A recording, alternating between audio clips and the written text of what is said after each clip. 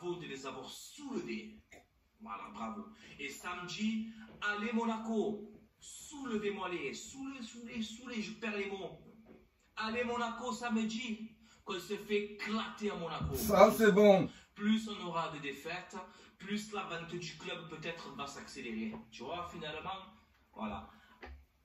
Bon, ben vous avez entendu le sang, hein. Non, mais si on peut vous donner un coup de main, les gars. Salut à tous les supporters de l'AS Monaco, j'espère que vous allez bien. Les autres, ouais, je sais, ben je viens de me réveiller, je travaille la nuit, moi. C'est pour ça que j'ai une tête de poisson. Donc on va commencer par cet avant-match entre Monaco et Marseille. Donc bon, ben vous savez très bien, Monaco-Marseille, c'est toujours des gros matchs. C'est un gros match de Ligue 1, il y a toujours du spectacle, il y a toujours des buts. Mais là, on se retrouve dans une situation où l'OM va très très mal et l'AS Monaco va très bien, voire peut-être même trop bien. Bon, on va dire, on va pas se plaindre, hein, jamais, je ne me plains pas. Mais bon, Francky, bon, il déconne, je pense, hein, il va regarder le match, il va être pour l'OM, je suppose. Mais non, ça va pas du tout, ça va pas du tout. Ils ont encore perdu 2 joueurs là, c'est terrible. Alors je dirais que pour ce match, on est sur un match à 6 points, voire à 9 points pour certains. Mais voilà, c'est vraiment un match important pour les deux équipes qui va faire en sorte que ben, soit il y en a un qui est largué, soit l'autre se décroche complètement. Donc, nous, on a tous les voyants au vert. C'est important quand même d'avoir cet état d'esprit avant d'aborder un match. Mais tout le monde aussi pense au réveil de l'Olympique de Marseille pendant ce match. Alors, on a une équipe de Monaco avec quand même Kevin Volland qui est en feu. Wissam Ben Yedder qui retrouve le chemin défilé. Le retour sur blessure d'Alexander Golovin. L'explosion de Sofiane Diop.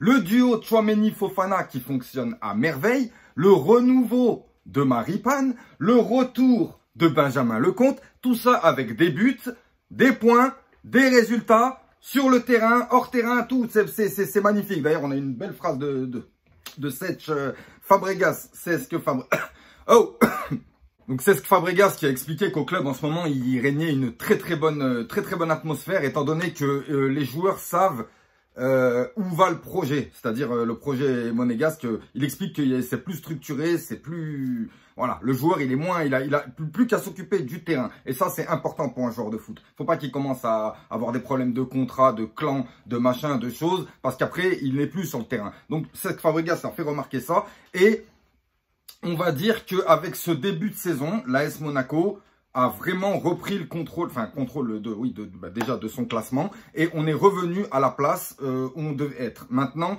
le championnat n'est pas fini. On tombe contre un Olympique de Marseille qui est en feu et en crise, hein, limite, parce que voilà, ils ont perdu des joueurs encore. Ils sont sur plusieurs défaites consécutives, hein, que ce soit en championnat, même toute compétition confondue. C'est très difficile pour eux. Moi, dès le départ, je pensais que ça allait être difficile pour l'Olympique de Marseille, avec leur effectif qu'ils avaient en début de saison, de pouvoir jouer la Ligue des Champions et le championnat. Et malheureusement, je savais plus ou moins il allait avoir un retour, mais je ne pensais pas qu'il allait être aussi violent. Et là, ils enchaînent Monaco et Rennes, alors que Monaco et Rennes, c'est limite en train de se talonner pour la 3e place. Ça reste... J'espère qu'ils vont réussir à trouver le moyen de s'en sortir, mais bien sûr après-demain. Alors pour ça, l'AS Monaco va pouvoir compter sur sa nouvelle recrue, Crépin Diatta. Donc ça fait énormément plaisir de pouvoir recruter ce joueur, même si c'est vrai que beaucoup se disent qu'on n'avait pas besoin de recruter en attaque. Il faut savoir que même moi je ne le savais pas, Gelson Martins apparemment est blessé, pas gravement mais blessé, il va sur une opération. Donc voilà, je vous conseille fortement d'aller voir la vidéo de Corentin Bégière qui présente parfaitement notre future recrue, notre nouvelle recrue, pardon. Et en plus de ça, il y a un truc très important, c'est qu'il est qualifié pour le match contre Marseille.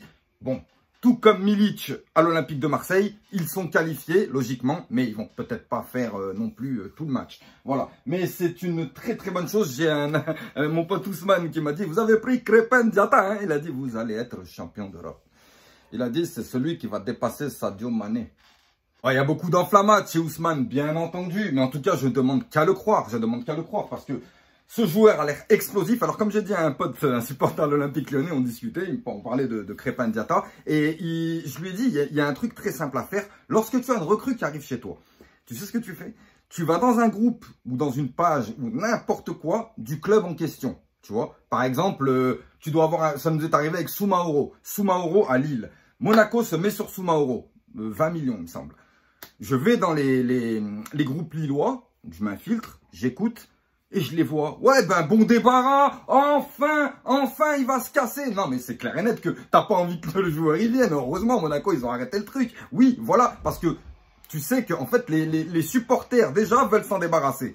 À partir de là, je suis allé sur les groupes de Bruges et il y a de la diarrhée de partout. C'est en train de vomir, c'est en train de dégueuler. Ils sont écœurés et ça fait le bonheur de Tarek Debrief et le bonheur de l'AS Monaco, bien entendu, parce que on peut voir qu'il est rapide, qu'il est technique, qu'il vient à un moment assez crucial de la saison. Il est en forme, il joue la Ligue des Champions, il joue les championnats, enfin du moins, même si c'est la Jupiler, c'est un petit peu moindre que la Ligue 1, mais ça reste un joueur qui est très rapide, technique, donc en Ligue 1, on peut toujours s'en sortir. Et j'espère, bon, moi j'ai un petit peu peur pour le repli défensif. Je ne sais pas vraiment comment joue le FC Bruges, mais en tout cas, il a l'air adroit devant le but, il a l'air d'aller vite, il a l'air vraiment d'avoir les qualités plus ou moins de Gelson Martins, j'espère un petit peu plus adroit. Mais bon, pour Gelson Martins, bizarrement, j'ai remarqué que il n'était pas trop pour le fait de l'entente Martins-Aguilar, il n'est pas fan, je crois, Kovac. C'est pour ça que lorsqu'il y a Aguilar, Martins part toujours à gauche. Donc, j'attends de voir comment il compte utiliser Crépin Diatta. Je pense qu'il va arriver directement sur la droite à la place de Gelson Martins dans un premier temps. Mais il ne faut pas oublier non plus qu'il y a Diop et Golovin. Donc voilà, comme je vous expliquais, ce qui fait que ça fait quand même une super concurrence, je trouve, au niveau de cet effectif entre les jeunes, les anciens, voilà, c'est... Moi, je trouve que tout est parfait. On était sur Marcelo, mais s'il te plaît, Marcelo.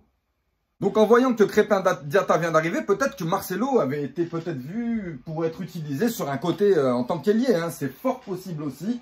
Mais bon, en tout cas, pour la suite, pour l'année prochaine, pour l'avenir, Crépin Diatta, c'est quand même beaucoup... Enfin, vaut mieux miser sur Crépin Diatta que sur Marcelo, forcément. Donc voilà pour Crépin Diatta, il va peut-être pouvoir rentrer, mettre le bouillon contre l'Olympique de Marseille. Et je vous vraiment, allez voir cette vidéo de Corentin Bégière, elle est excellente. Voilà, si vous voulez connaître notre futur recrue, notre nouvelle recrue.